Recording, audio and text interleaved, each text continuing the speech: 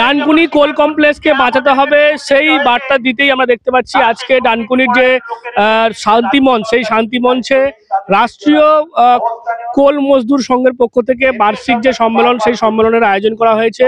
সেখানে আমরা দেখতে পাচ্ছি একদিকে যেমন এই আইএনটিইউসির যারা রয়েছে রাজ্য নেতৃত্ব, জেলা নেতৃত্ব, তারা যেমন রয়েছে, কংগ্রেসেরও কিন্তু আমরা দেখতে পাচ্ছি প্রদেশ কংগ্রেস সভাপতি শুভঙ্কর সরকার সহ উচ্চ নেতৃত্ব তারাও আজকে এসছেন। এবং এই যে মঞ্চ, শান্তি মঞ্চ, সেখান থেকে তারা যে বক্তব্য রাখছে যে যেভাবে এই যে ডানকুনি কোল কমপ্লেক্স সেখানে উৎপাদন বন্ধ রেখে আস্তে আস্তে কার্যত কিন্তু এই যে একটা বড় একটা জায়গা, সেখানে প্রচুর মানুষের কর্মসংস্থান, সেটা কিন্তু আস্তে আস্তে নষ্ট হচ্ছে এবং সেটাকেই কিন্তু পুনরুদ্ধার করতে হবে, পুনর্গঠন করতে হবে। সেই দাবিতেই আজকে আমরা দেখতে পাচ্ছি সরব হয়েছেন নেতৃত্বরা, কংগ্রেস নেতৃত্ব থেকে শুরু করে যারা আইএনটিইউসির, যারা মজদুরের সংগঠনের যারা রয়েছে, তারা প্রত্যেকেই বক্তব্য যে আজকে যে এইভাবে শুধুমাত্র কোল কমপ্লেক্স নয়, হুগলি জেলায় একাধিক যে আমরা দেখতে পাচ্ছি কারখানাগুলো ছিল বড় বড়, সেগুলো কিন্তু বন্ধ হয়ে গিয়েছে।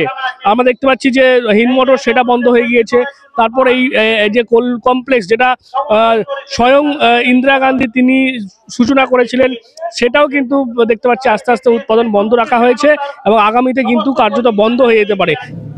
এই ফ্যাক্টরি, এখানকার কর্মচারী, এখানকার ইনফ্রাস্ট্রাকচার, সেগুলোকে বজায় রেখে কিভাবে এটাকে রিভাইভ করা যায়, নিশ্চিতভাবে আপনারাও ভাবছেন। আজকে আমি এটা নতুনভাবে জানলাম আপনাদের নেতৃত্বের কাছ থেকে। আগামী দিনে আমি এইটুকু বলতে পারি, আমার সব রকম সহযোগিতা, এবং প্রদেশ কংগ্রেসের শুভঙ্কর সরকার সভাপতি বলে নয়, প্রদেশ কংগ্রেসের সভাপতির লেটার হেডটা আপনারা যেমনভাবে ইচ্ছে ব্যবহার করতে পারেন কর্মচারীর জন্য, এটা বলে আমার বক্তব্য শেষ করলাম। নমস্কার, জয় হিন্দ। আপনাদের মাধ্যম দিয়ে বলতে চাই, নরেন্দ্র মোদী মহাশয়কে যতই কংগ্রেস মুক্ত ভারত দেখতে চান না কেন, এই রকম প্রতিষ্ঠানগুলো বিক্রি করতে গেলেও কংগ্রেসের নাম করে বিক্রি করতে হবে, এইগুলোকে কাউকে দিয়ে দিতে গেলেও কংগ্রেসের নাম করে দিতে হবে। আর এইগুলো যদি উঠিয়ে দিতে চান, অসংখ্য কর্মী তারা কংগ্রেসের নাম বলেই মারা যাবে। অতএব প্রথম কথা হচ্ছে, কংগ্রেসের কথা না মনে করে, না কংগ্রেসের বিরোধিতা করে এই প্রতিষ্ঠানগুলোকে বাঁচান। রাজ্যের বিজেপি নেতাদের বলবো, এদিক ওদিক না চেল্লামিল্লি করে, যেগুলো কংগ্রেস করে দিয়ে গেছিল, যার উপরে দাঁড়িয়ে থেকে আপনারা রাজনীতি করছেন, সেইগুলোকে বাঁচাবার চেষ্টা করুন। এই ডানকুনি কমপ্লেক্স ইন্দিরা গান্ধী এবং বরকত গনি খান চৌধুরীর স্বপ্ন পশ্চিম বাংলার যুব সমাজের জন্য। সেই যুব সমাজ আজকে ভিখিরির মতো অন্য রাজ্যে গিয়ে তারা কাজ করছেন, অথচ এই রাজ্যটা বৃদ্ধাশ্রমে পরিণত হয়েছে। এত দুর্ভাগ্যের জায়গা আর কোনো হতে পারে না। হুগলির মতো একটা পোটেনশিয়াল ডিস্ট্রিক্ট, সেখানে এতটা জায়গা এই কোল কমপ্লেক্স, এটাকে কিভাবে, এখন তো অনেক নতুন টেকনোলজি বেরিয়ে গেছে, যে গ্যাস লিক করছিল সেটাকে তো ঠিক করা যায়, তাহলে তো বহু মানুষের কর্মসংস্থান হয়। তাও যদি না হয়, বাকি যে জায়গা আছে এটাকে তো অ্যাগ্রোবেস ইন্ডাস্ট্রি করতে পারে।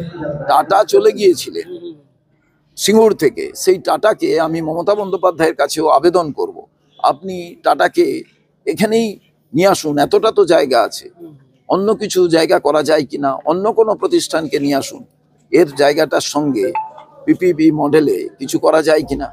তার কারণ হচ্ছে, যতক্ষণ পর্যন্ত উৎপাদিত শিল্প না তৈরি হবে, ততক্ষণ অবধি কিন্তু পশ্চিমবাংলার সার্বিক অর্থনীতি ভালো হবে না।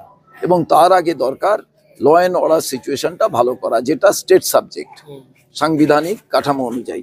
সেই কাজটাও রাজ্য সরকারকে করতে হবে। আর হুগলির যারা মন্ত্রী আছেন, বিধায়ক আছেন, সবই তো আপনারা পেয়েছেন, আপনারা এটাকে রিভাইভ করার কথা ভাবছেন না কেন?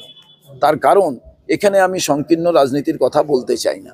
আমি প্রথম দিন এসে বলেছিলাম, পশ্চিমবাংলার যুব সমাজের জন্য, তারা যাতে পরিযায়ী শ্রমিক না হয়, তার জন্য রাজ্য সরকার শিল্প করতে গেলে পূর্ণ সহযোগিতা করব। কিন্তু ওদের নেতা কর্মীরা যদি কাটমানি চাইতে থাকে, তাহলে তো দুর্ভাগ্যের বিষয়, তার বিরোধিতা তো করতেই হবে। এবং শেষ কথা হচ্ছে, আইন শৃঙ্খলা ভালো না হলে কোনো ইনভেস্টার ইনভেস্ট করবে না। আইন শৃঙ্খলা ভালো হলেই ইনভেস্টার ইনভেস্ট করবে, কারণ তার যারা কর্মচারী এসে এখানে থাকবেন, তারা যদি আরজি করের ঘটনা দেখেন বা মহিলাদের উপরে অত্যাচার দেখেন, তারা ভয় পাবেন যে না, ওখানে কাজ করতে যাওয়ার দরকার নেই। অতএব এই বিষয়টিও রাজ্য সরকারকে ভাবতে হবে এবং কেন্দ্রীয় সরকারকে বলবো, এই যে মানে ডানকুনি কোল কমপ্লেক্স, এটা কিন্তু এইখানকার মানুষের আশা আকাঙ্ক্ষার প্রতীক, এটাকে কিন্তু রক্ষা করার কথা ভাবুন। এবং এটা 1000-এর মতো মানুষ কাজ করতেন, আজকে 60-65 জনের মতো মানুষ কাজ করেন। এবার এত বিস্তীর্ণ জমি, দয়া করে এটাকে আর মাল্টি স্টোরেড বিল্ডিং এ পরিণত করবেন না। তার কারণ হিন্দমোটর উঠে গেছে, হুগলির যে ধড়কন, হুগলির যে শ্বাস, হুগলির যে ব্যাকবোন, সেটা কিন্তু নষ্ট হয়ে গেছে ওই দিন। ওই হিন্দুস্তান মোটরসের যে অ্যাম্বাসেডার গাড়ি, ভাবতে পারেন সারা দুনিয়াকে দাপিয়ে বেড়াতো, কেন সেটা আজকে বন্ধ হয়ে গেল? এটা তো রাজ্য সরকারের ভাবা উচিত। আমি বুঝতে পারি না এখানকার মন্ত্রী যারা আছেন তাদের একবার ইচ্ছে করে না। আমি তো অবাক হয়ে যাচ্ছি যে একটা গাড়ির কারখানা, সেটাকে এখানে তৈরি করা হোক, ডানকুনি কোল কমপ্লেক্সটাকে রিভাইভ করা হোক। কিভাবে রিভাইভ করা যাবে, ভাইবল কিভাবে হবে? এখানের কর্মচারীরা তারা রিটায়ারমেন্ট বেনিফিট সেইভাবে পাচ্ছেন না, তারা কাল বাদে পরশু দিন তাদের চাকরির সিকিউরিটি কি তারা ভাবছেন না। এত সবের মধ্যেও তারা কিন্তু এটাকে রক্ষা করছেন, তাদের ধন্যবাদ দিতে হয়। এবং আজকে নতুন কমিটি হলো, যারা আগামী দিনে এর উন্নতির কথা ভাববেন, এর ডেভেলপমেন্ট কি করা যায়, কিভাবে হয় ভাববেন, তাদের আমি অভিনন্দন জানাই। এবং আমি আশা করি তাদের ঐকান্তিক এবং ক্রান্তিকারী চেষ্টায় নিশ্চিতভাবে এটা তার যে গৌরবময় দিনগুলো সেগুলোকেই ফিরিয়ে আনবে এবং ভালোভাবে চলবে। হ্যাঁ, কোল বাঁচানোর নয়, কোল ইন্ডিয়া কমপ্লেক্সটাকে বাঁচানোর আমি বার্তা দিচ্ছিলাম। তার কারণ হচ্ছে, যেদিন 81 সালের 29শে ডিসেম্বর এটা ওপেন হয়, ইন্দিরা গান্ধী যেদিন ফাউন্ডেশন স্টোন লেইং করেন, সেদিন আমি এখানে প্রেজেন্ট ছিলাম এবং আজও আছি। এর যে ডেভেলপমেন্ট, যে কথা আমি বক্তৃতায় বললাম, একই কথা আপনাদের বলছি। আজকে ডানকুনি যে 3টে পঞ্চায়েত, চণ্ডীতলার 3টে পঞ্চায়েতকে মিলিয়ে যে ডানকুনি পৌরসভা হলো, সেটা ডানকুনি কোল কমপ্লেক্সের জন্যই।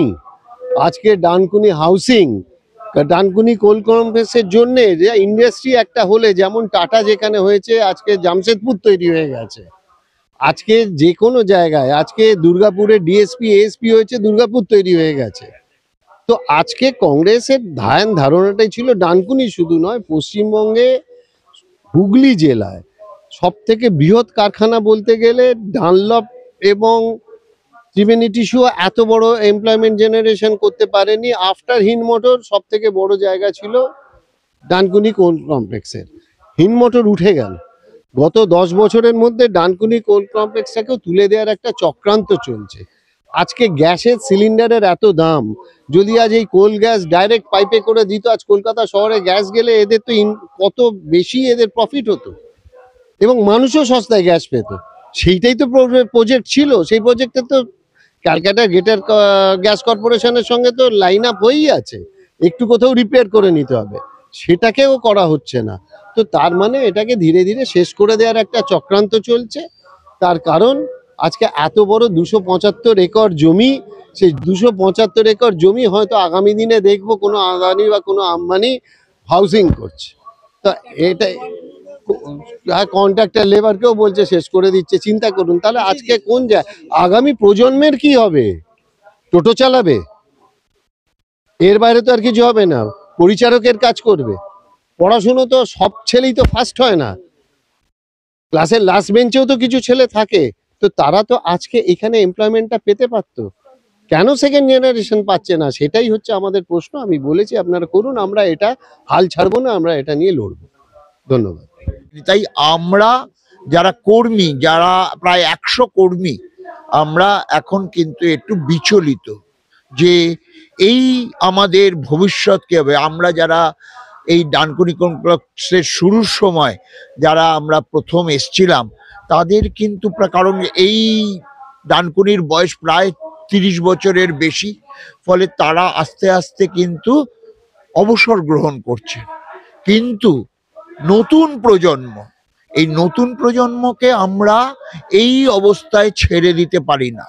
তাই আমাদের সমবেত আবেদন আমাদের ম্যানেজমেন্টকে, সরকারকে, যে এই এত ভালো জায়গাটাকে আপনারা ফেলে রেখে নষ্ট করবেন না, বা কোনো প্রাইভেট কনসার্নকে দিয়ে এই এত মানুষের চাকরির সংস্থানটাকে নষ্ট করবেন না। তার জন্য আমাদের যতটা দূর যাওয়ার দরকার আজকের পর থেকে আমরা শপথ নিচ্ছি, এবং এখানে যে যে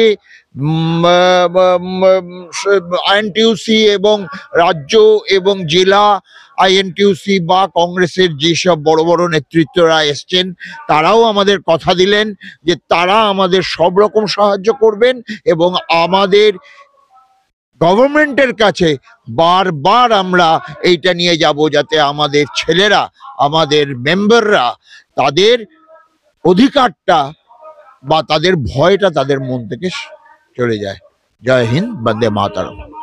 আমার নাম আজকে যারা এসেছিলেন এই শান্তি মঞ্চের বার্ষিক সম্মেলনে তারা প্রত্যেককেই বললেন যে কোল কমপ্লেক্সকে বাঁচাতে হবে এবং কোনোভাবেই কোনো বেসরকারি সংস্থার হাতে কিন্তু এই যে কোল কমপ্লেক্সের মতো একটি বড় একটি কারখানা বা বড় একটি যেখানে মূলত গ্যাস উৎপাদন হওয়ার কথা এবং যার ফলে প্রচুর মানুষের যেমন কর্মসংস্থান রয়েছে, পাশাপাশি কিন্তু অনেক অর্থনৈতিক দিক থেকেও কিন্তু একটা রাজ্যের পক্ষে ভালো হতো, কিন্তু সেখানে দেখা যাচ্ছে যে কংগ্রেস সরকারের পর থেকে কিন্তু বর্তমানে শাসক তৃণমূল সরকারের আমলে কোনো ডেভেলপ হচ্ছে না।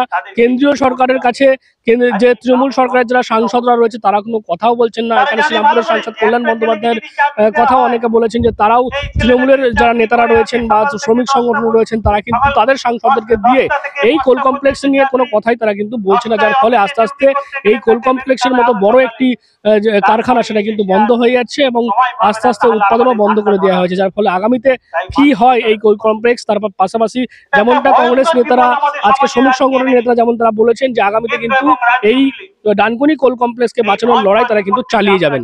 আপনারা কি বলবেন এই বিষয় নিয়ে অবশ্যই কমেন্ট করুন কমেন্ট বক্সে। এরকম আরো খবর পেলে নজর রাখবেন ডিএনএন বাংলায়। ডিএনএন বাংলা সবার মনে সবার ফোনে।